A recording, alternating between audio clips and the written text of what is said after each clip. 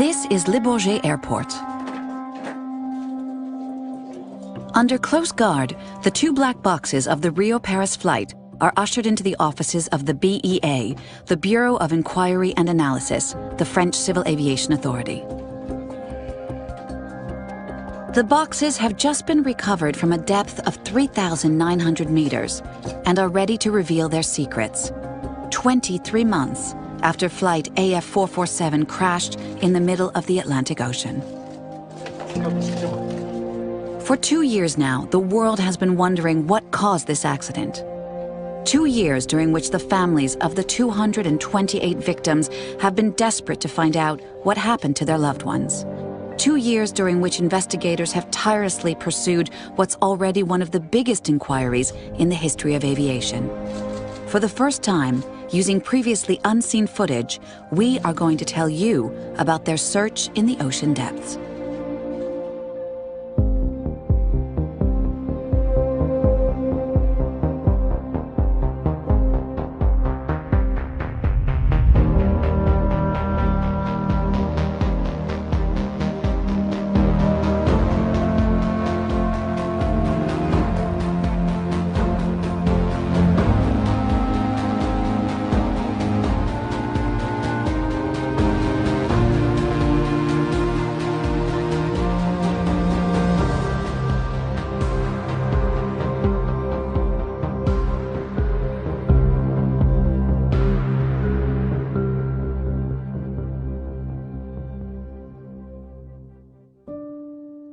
May 31st, 2009, 10:29 p.m.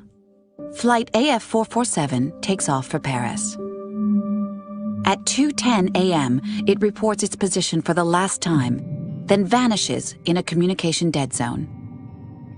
Within a few hours, the missing flight becomes headline news all over the world.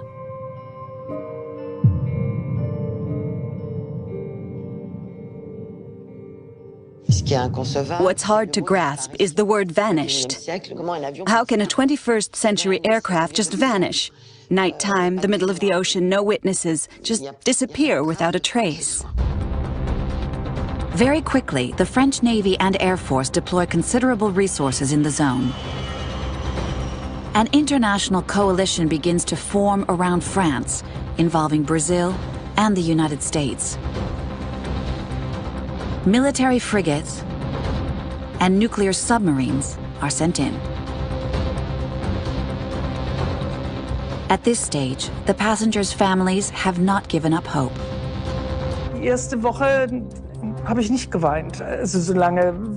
I didn't cry at all for the first week, figuring that until it had been confirmed otherwise, there was a chance they were still alive. Someone in our family said, Alexander is a good swimmer, so is Julia. Maybe they survived. Those are the kind of irrational thoughts you have in that situation. In the days following the disappearance, the Brazilians find the tail fin of the AF447, as well as pieces of debris.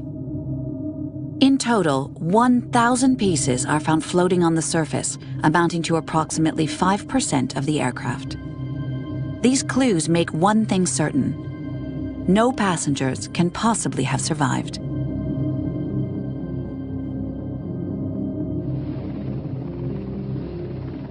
Among the floating debris, 50 bodies are found. They are repatriated and identified. But where are the other 178 victims? Where is the wreckage of the plane? We figured that since they'd found the aircraft, they'd find people's remains too. But no. Parts were found, people too, but they didn't find the plane. In the days following the accident, the investigation is taken up by the Bureau of Inquiry and Analysis, the BEA. It was in these offices that investigators mapped out their strategy. Their prime objective was to find the black box flight recorders containing the secrets of what happened. By understanding this accident and its causes, could we prevent other similar accidents? Are there other aircraft flying right now liable to suffer, maybe not an identical, but a similar accident? What happened to this Airbus A330? A technical breakdown? A handling error? Faced with such uncertainties, something had to be done. A plane shouldn't fall out of the sky, and no one knows why or where it is. Too many people fly every single day. The rumors, of course, were it was a bomb, it was terrorism, and until you find out, everybody is more at risk because you don't know, is there a problem with the plane? Is there a failure in maintenance or something? Nobody knows until you find out exactly what happened. What exactly was it that cost the lives of 228 passengers and crew? Where were they now, in the vastness of the Atlantic? Although there was little to work on, the investigators kept their cool. They focused on the aircraft's last known position.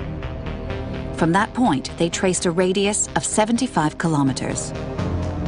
This was the designated search area. Cliffs, mountain peaks, flatlands. The uneven topography beneath the water makes it one of the most mysterious, most hostile areas of the Earth's surface. It was like trying to find a single piece in an area the size of Switzerland, or a large part of Switzerland. We were looking for a needle in a haystack.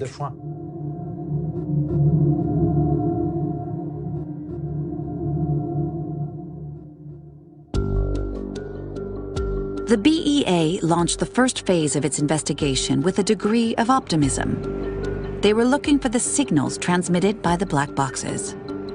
To that end, the French Navy submarine, the Emeraude, was deployed to comb the area. The BEA also called into action two ships, the Fairmount Glacier and the Fairmount Expedition. These two vessels boast unique hydrophonic technology for sounding out the seabed.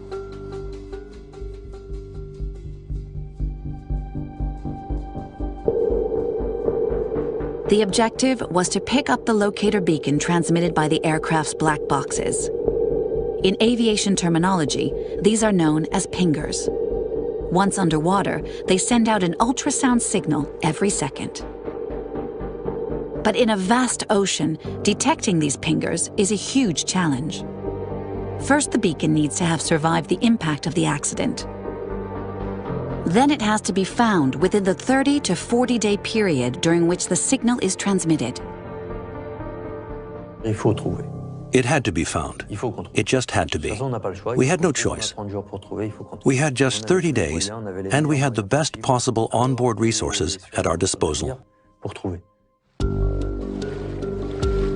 To coordinate this armada of hardware, the BEA also chartered an immense ship, the Pourquoi Pas.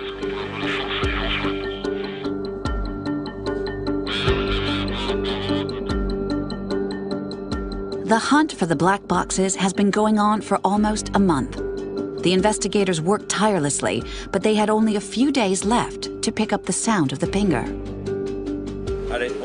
Okay, we'll go back up towards point 63. We're now at 2,500 meters. Despite their concerns, the teams met up each day around mission coordinator Frédéric Hervelin. We kept on believing we were in the right zone. We knew that potentially the pingers would keep transmitting, so we couldn't give up. Apparent wind speed 13 knots. The investigators reached their deadline date. In theory, the pingers were no longer transmitting. They were now undetectable. To sum up this early campaign, for a month, the zone was explored by American hydrophones. In BEA jargon, it had been blanchi, or cleared. The wreckage must be somewhere else. Before returning, the crew of the Pourquoi Pas gathered on deck. A strange ceremony unfolded around Captain Philippe Guillemet. He decided to symbolically address the 228 victims of the Rio-Paris flight. As our mission moves on to the next stage, I'd like to say one last farewell in the name of all the sailors aboard the Pourquoi Pas. I want you to know that we aboard the Pourquoi Pas have all done our utmost in our attempts to solve the mystery of the tragedy that took away your lives.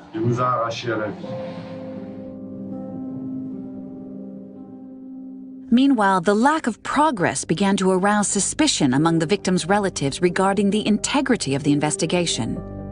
Questions were asked. Were the BEA, Airbus, and Air France dragging their feet in an accident investigation that may incriminate them? There was the feeling that maybe they were trying to hide things from people. A great deal of suspicion arose around the idea that there was too much at stake. That the airline and aircraft constructor were being deliberately secretive. The question was, were they really looking or just pretending? So they could claim to have done what they needed to, but failed to find anything. Imagining that the BEA didn't want to find the truth was like thinking a doctor doesn't want to cure you. Would I really sully 30 years of my career for short-term petty interests?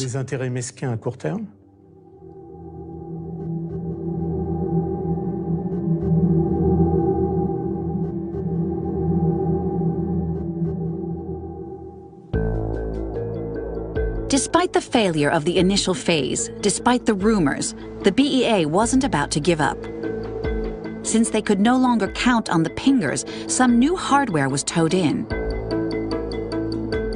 High-resolution sonar equipment designed for geological study of the seabed.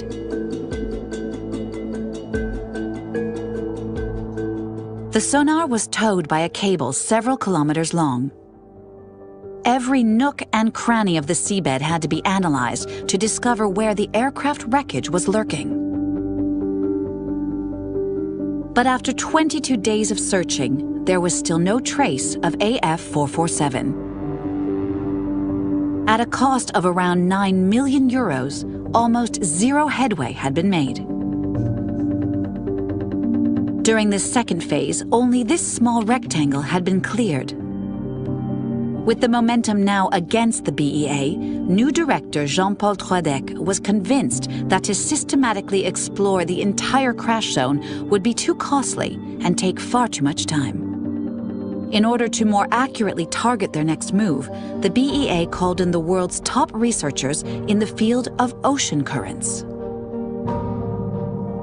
Starting from the point where debris was found after the accident, these scientists calculated the direction of drift in order to pinpoint the site of the wreckage. All calculations pointed to this 2,000 square kilometer area northwest of the crash zone. This is where the wreckage of AF447 ought to be. The interesting thing was, several scientists from different countries, using different models, all seemed to point in the same direction. So that was pretty convincing.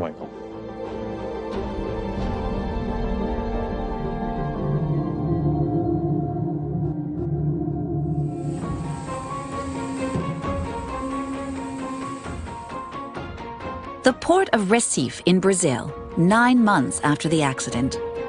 2 ships chartered by the BEA, the Seabed Worker and the Anne Candy's weigh anchor. Paul-Henri Nargiolet was handed the reins for this new campaign. His previous experience involved exploring the Titanic.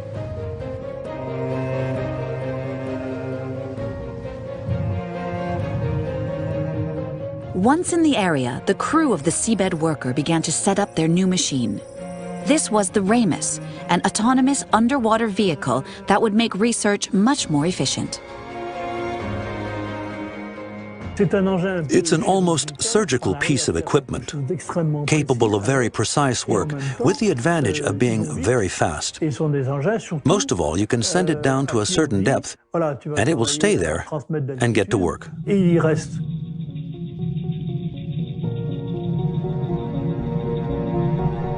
Once on the seabed, the Ramus started its sonar scans. It works like an underwater drone. Adapting to the relief, it sounds out the depths with surgical precision. Once near the seabed, its camera is triggered. This gives the crew on the surface visual contact with the seabed.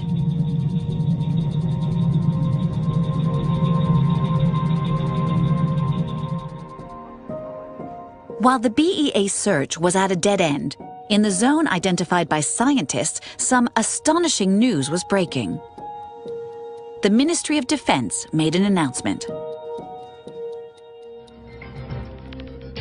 Good evening, everyone. In tonight's news, people were beginning to lose faith, but the French Navy has made significant progress in the hunt for the Rio-Paris black boxes. According to the Ministry of Defense, the signal sent out by one of the flight recorders was apparently picked up by French submarine the Emeraude. To their very great surprise, the investigators realized that the Emeraude had recorded the sound of pingers a year earlier, during the first stages of the search. The signals were not heard at the time. Analysis of the submarine's recordings a year later isolated the sound of the flight recorder's pinger. The BEA's director called a press conference.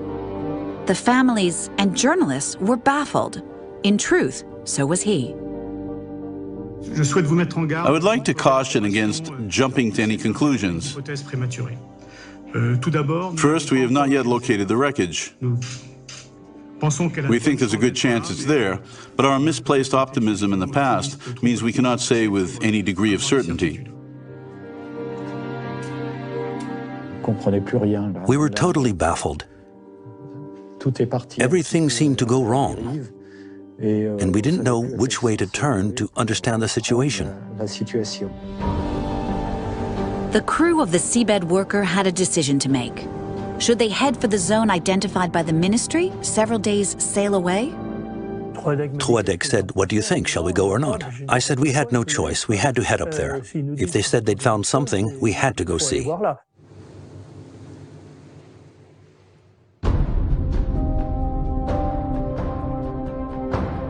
Paul-Henri Nargeolet gave orders to head southwest. The seabed worker thus set off for the other side of the search zone, following up the ministry's lead. The AF447 black boxes and their secrets were apparently right there.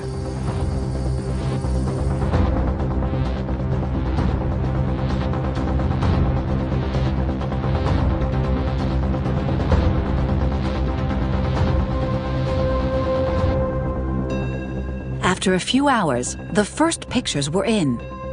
No trace of debris. No trace of the black boxes detected by the submarine.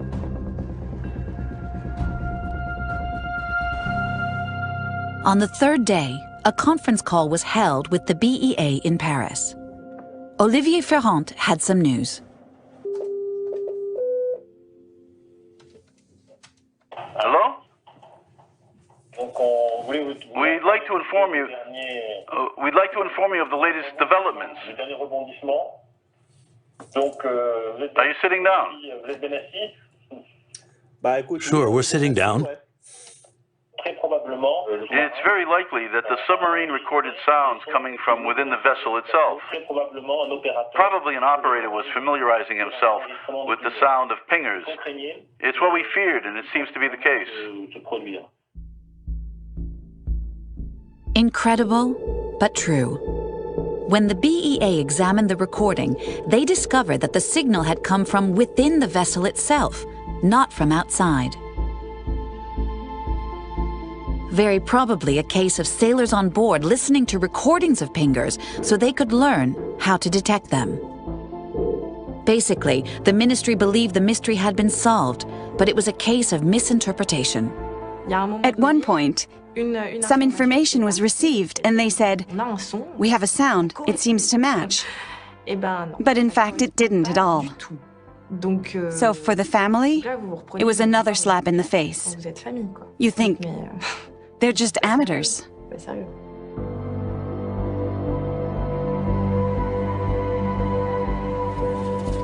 On the seabed worker, the atmosphere was heated. A week had just been wasted in the wake of a horrendous mistake. Around 21 million euros had been spent over the 3 initial phases. Perfect shot. Okay, slow and steady with that now because you're hooked up to the line. Yeah, just a little longer. Then we're just gonna throw it when he's got most of it gone. You can let that go.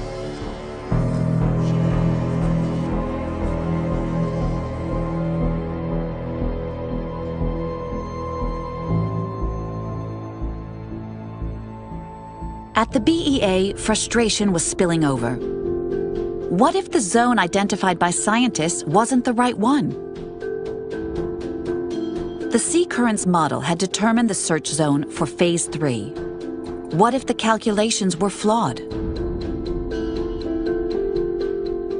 At a meeting, Jean-Paul Troadec and Olivier Ferrand realized their strategy needed to be reassessed. They decided to use concrete evidence and see in situ how the sea currents actually worked. To that end, the BEA dropped buoys equipped with GPS into the zone to analyze their drift. 2 weeks later, the results were astonishing. Each buoy seemed to take a completely unpredictable trajectory. The unavoidable conclusion was that in this area of the Atlantic, sea currents are completely random.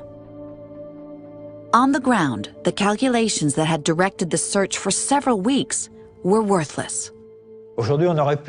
Now it's tempting to think that experts at that level could have said, you know, in that zone it's completely random. Making retro-drift calculations is pretty much impossible. I'll say no more. 1 year to the day after the accident, the victims' families called their own press conference. After all the disappointments, U-turns, and dashed hopes, the wrangle with the BEA had become poisonous.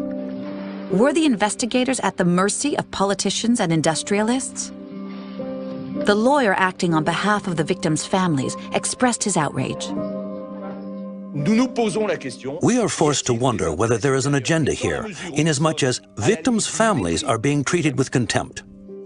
Once again, we are told nothing. All our information comes through you. It's just unreal. Desperation set in. We'd had enough. But you still have to get up in the morning, go to work, get on with your life. We were pretty sure that the BEA hadn't done everything within their power. To us, the strategy was all wrong, and we made no bones about it.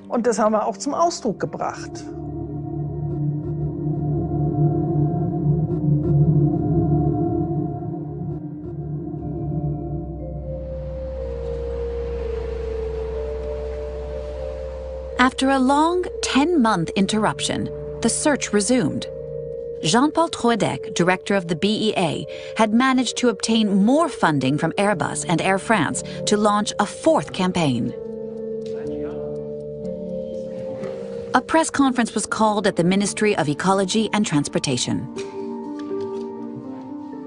After Phase 3, we are more confident than ever that we can work in these terrains, and that the strategy that we have developed to look at every place twice at least. We have a confidence that if the aircraft is in this area, we will be able to identify the wreckage.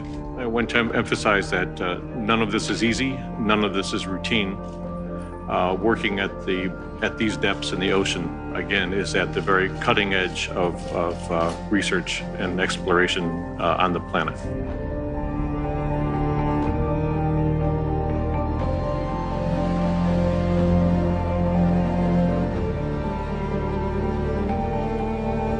Starting out from the Suape port in Brazil, Phase 4 got underway. The ship heading this new operation was the Alucia.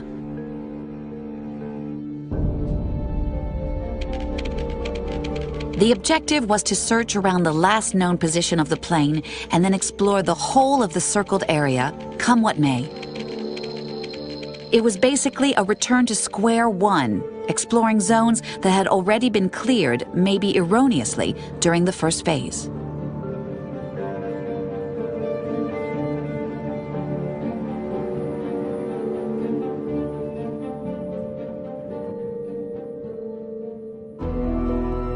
This new mission was led by BEA investigator Jean-Claude Vital.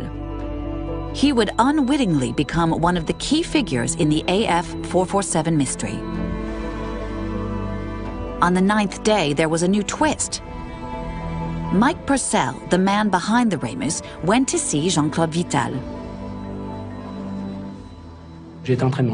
I was having dinner, and Mike came along, and he said to me, "Jean-Claude, we have something that might be an echo."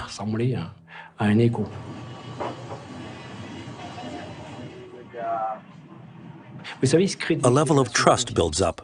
I trusted him, and I knew that he wouldn't be calling me for no reason. All the images from the bottom of the sea are very murky, very gray. You can barely see anything. But in this picture, you could make out a shape, and we thought, we might be onto something. On the sonar, a strange shape was clearly visible on the seabed. Seizing this glimmer of hope, Jean-Claude Vital immediately sent a Remus down to photograph the zone. But things became more difficult.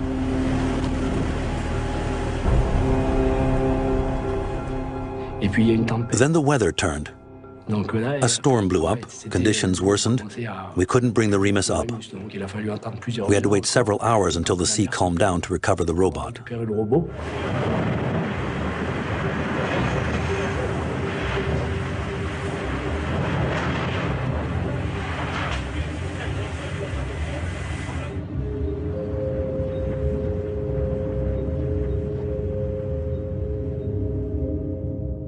Once we had it on board, we had to recover the data, something like 18,000 photographs. So there we were, all in the room, watching and waiting. All we could see is gray, gray and more gray. Then suddenly, bang, we could see an aircraft part. It was weird. So we wound it forward a little, and then saw more and more parts. So at that point I said, right, stop everything, I need to alert people. So that moment was... Who did you call? Alain Bouillard.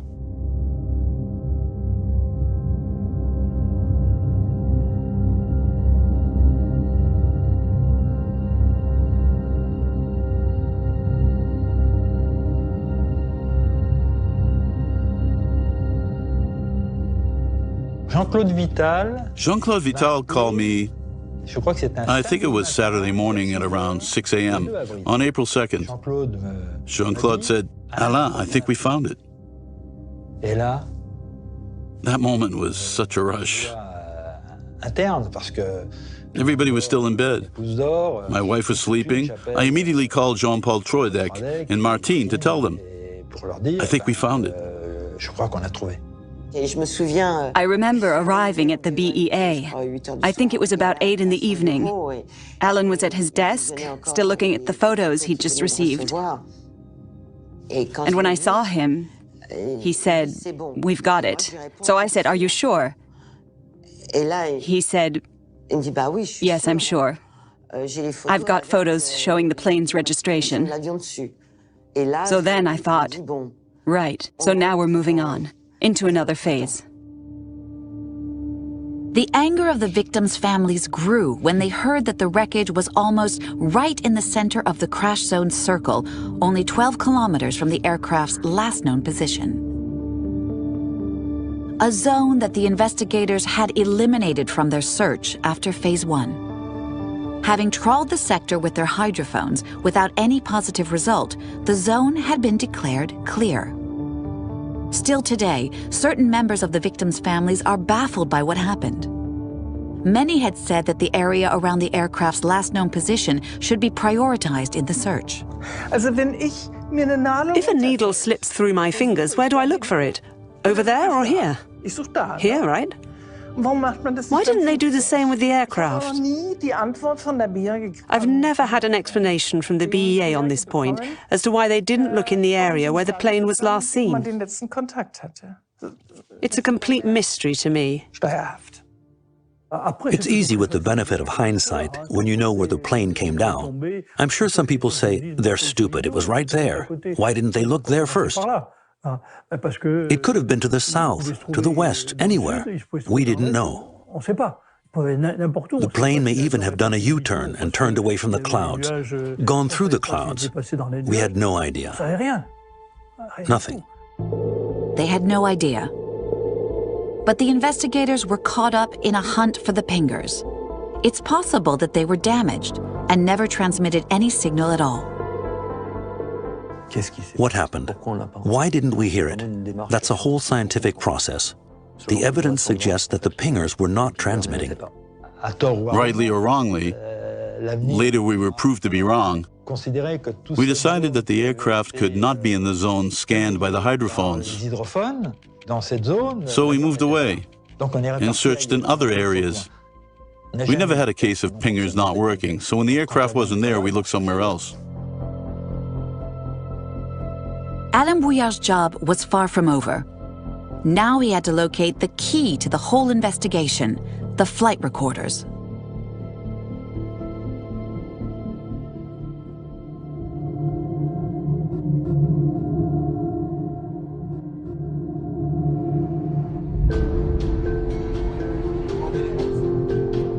This time, the investigators knew exactly where to look.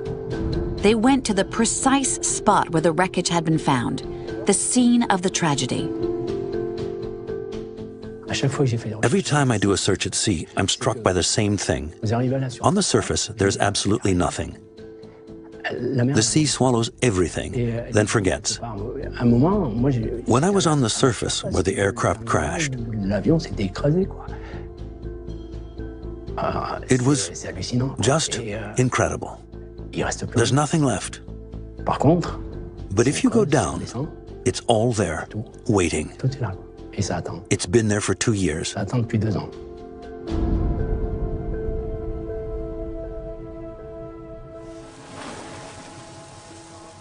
the crash zone, the crew sent down the submarine robot, the Remora.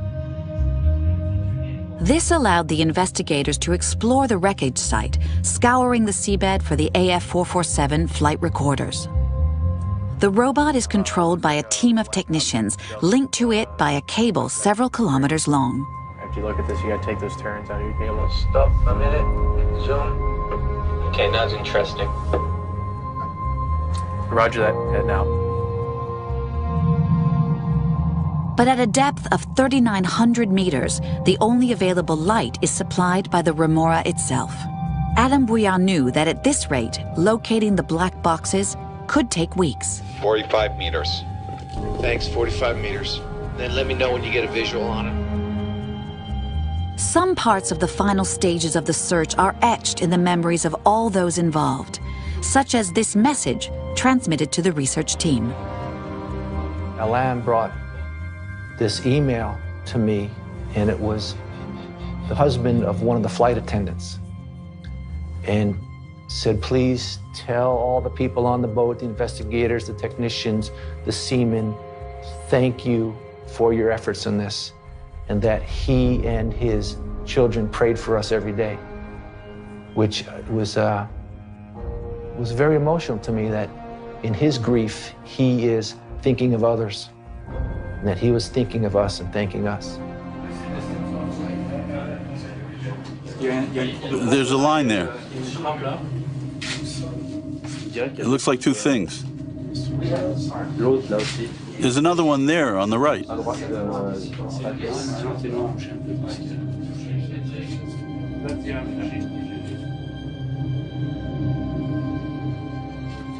Among the debris, the investigators discovered recognizable pieces of aircraft. Parts of the fuselage, sections of the cabin, even the co-pilot seat.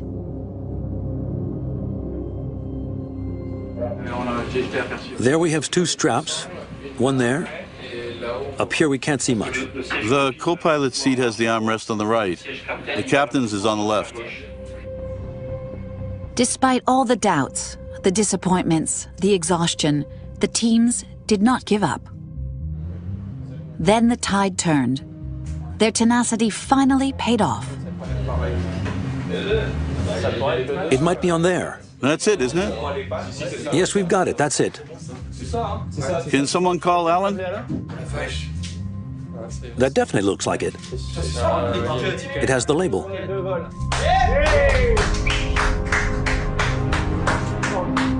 Where's the phone? Which phone? It's called Alan. Oh yeah, top of the plotter right. Hello? We found one. Can you come down? Okay. Once the flight recorder had been found, it had to be identified. Was it the FDR, the flight data recorder, or the CVR, the cockpit voice recorder? Both are obviously very important, but each plays a different role in the investigation. PN is 617-6096-014. I'm pleased to announce we have the flight data recorder. Good teamwork. Yeah. Great teamwork. International teamwork. Thank you. Appreciate it. Comme ça. Capitaine. Aircraft trajectory, altitude, engine parameters. This small orange cylinder potentially contains over 1,500 pieces of data about the flight. It should answer the question everybody has been asking for the last 2 years. What happened aboard the Rio-Paris flight? No, come down. Yeah, come down, come down. Yeah, come down, come down. Either that or shoulder that, but I just come down. Drop it. Money in the bank. 3 hours later, the flight recorder had been recovered from the sea.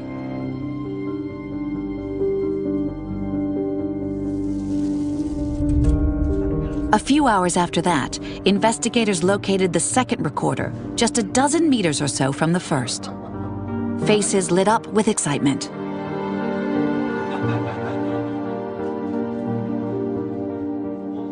For 2 years, the BEA, the aeronautical industry, victims' families, and the world's press had been waiting for this moment.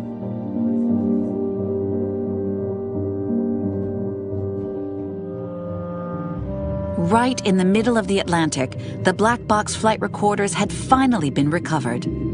The FDR, the flight data recorder, and the CVR, the cockpit voice recorder. A recorder is only this big, and it was in the middle of the ocean. That little box will tell us a lot about the fate of 228 people.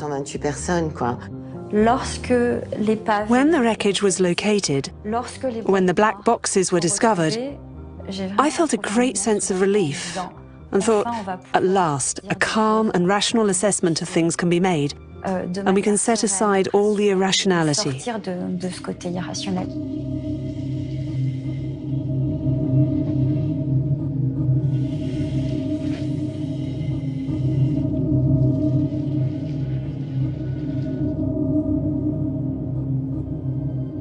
It took 176 days at sea and no less than 31 million euros to find these two black boxes and maybe finally understand what caused the tragedy.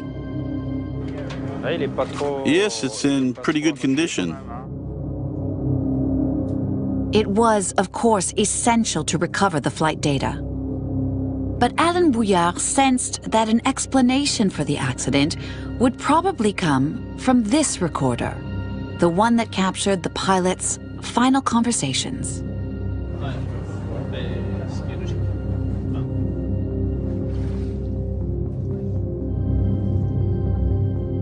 The gendarmes immediately placed the boxes under seal. They were a vital piece of evidence in the judicial inquiry opened against Airbus and Air France for manslaughter.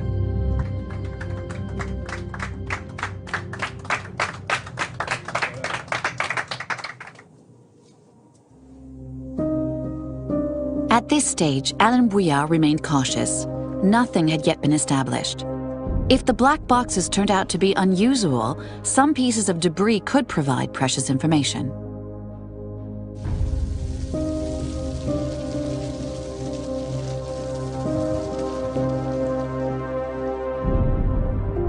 The robot thus brought several pieces of wreckage to the surface.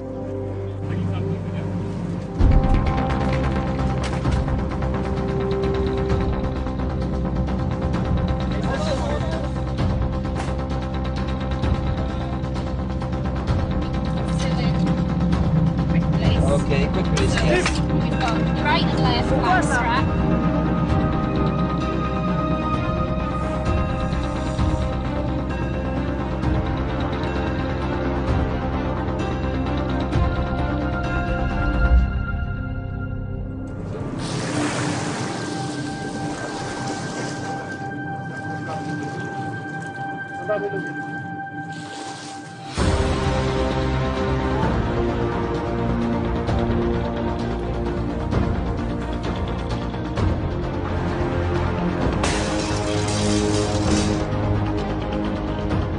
Was there a mechanical failure?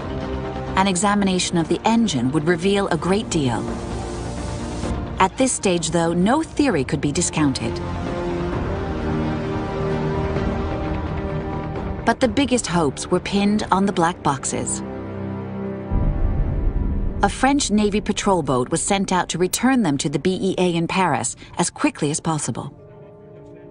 Finding the black boxes was the first step, but a thorough examination of their contents was the crucial part. There's always a doubt with flight recorders, and here those doubts were increased by the fact that they spent 2 years underwater at a depth of over 4,000 meters.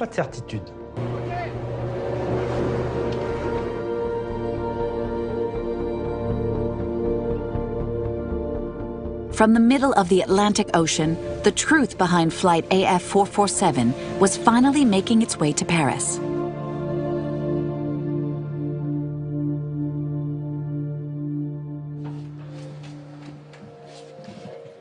A few days later at the BEA, it was the moment of truth as the flight recorders were opened. An operation that investigators, the aeronautical industry, and the world press had been waiting for 22 months.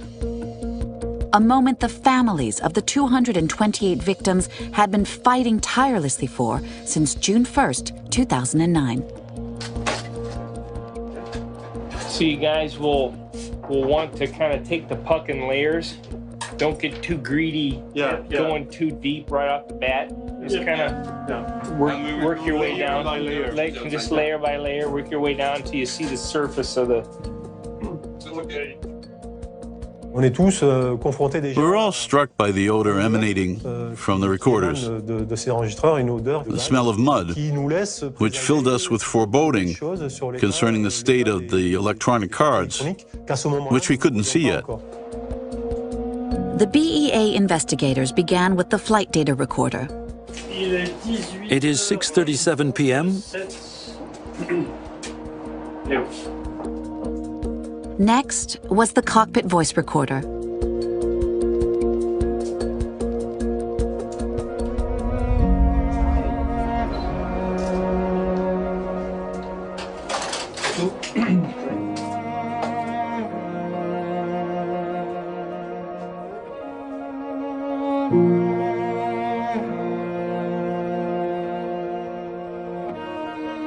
After many hours of drying to remove moisture, several examinations and repairs, it was time to power up the recorders. The tension was palpable. At the BEA, everyone was holding their breath.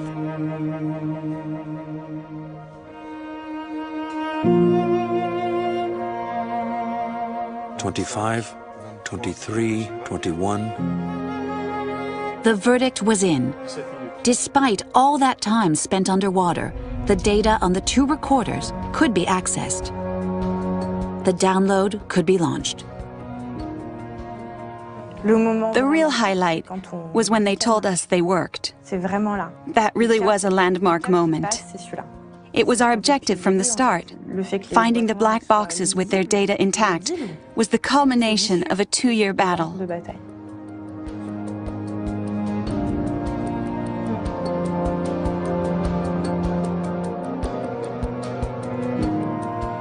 After 22 months of suspense, the truth would finally be out. Hard data was now accessible, and the flight could be analyzed, minute by minute, to reveal any potential mechanical failures. And there was a sound recording. Investigators could now hear what happened in the cockpit.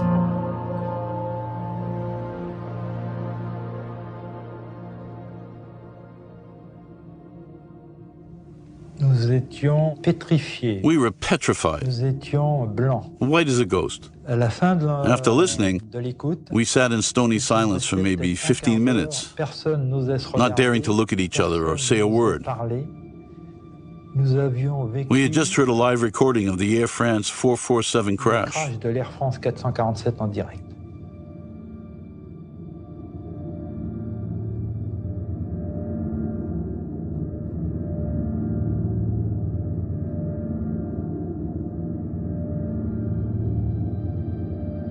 The families, who for 20 months had to accept the loss of their loved ones without any tangible proof of their death, were forced to create a scenario for the accident. Otherwise they couldn't cope, couldn't accept the loss. I remember someone saying, "It's awful. Now I have to change everything in my mind." Meaning their scenario didn't necessarily match the one that investigators produced from the flight recorders. I thought that must be dreadful.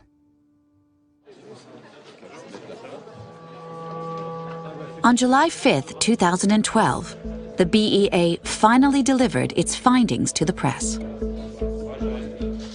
Here we are, after an extraordinary investigation that has lasted over 3 years. Extraordinary, first of all, by the international scale of the disaster. Extraordinary, too, by the mystery that has surrounded the exact circumstances of this accident. According to the BEA's final report, as is often the case, many different causes triggered the accident. A few hours after takeoff, ice crystals formed on the pitot probes, which measure flight speed. Speed indications were therefore erroneous, which disactivated the automatic pilot. At that moment, alarms went off in the cockpit. The surprised co-pilots then nosed up to an excessive degree. This triggered an aerodynamic stall, causing the aircraft to lose lift and go into a dive. In the complete darkness, the pilots couldn't see anything. They didn't understand what was happening and didn't know how to react. 4 minutes later, the aircraft hit the ocean. Durch den Voice Recorder, also habe ich für mich zumindest, thanks to the cockpit recording, I realized that right to the end, the pilots didn't understand what was going on. bis zum Schluss ja eigentlich nicht wussten, dass sie abstürzten. Und das hat That encourages me to believe and hope that at least the passengers didn't suffer in the cabin. Gewissheit, dass die Insassen nicht gelitten haben. Air France Flight 447 was all about the distress of families, and was maybe the first investigation to be in the media spotlight to such an extent. But air disasters are always shocking, a human tragedy, and this accident was all of that. We solved the technical riddle, but we didn't solve anything else. Did we enable people to understand the event? We didn't replace their husbands. We didn't replace their mothers. We didn't achieve any of that. I went through stages of uncertainty, suspicion, and even violent criticism. I know. Because there was no result. And there was a stack of information showing that things weren't going in the right direction. But having analyzed it all, I think they did as much as they could. Mistakes were made, but they did as much as they could. So there it is. I changed my mind.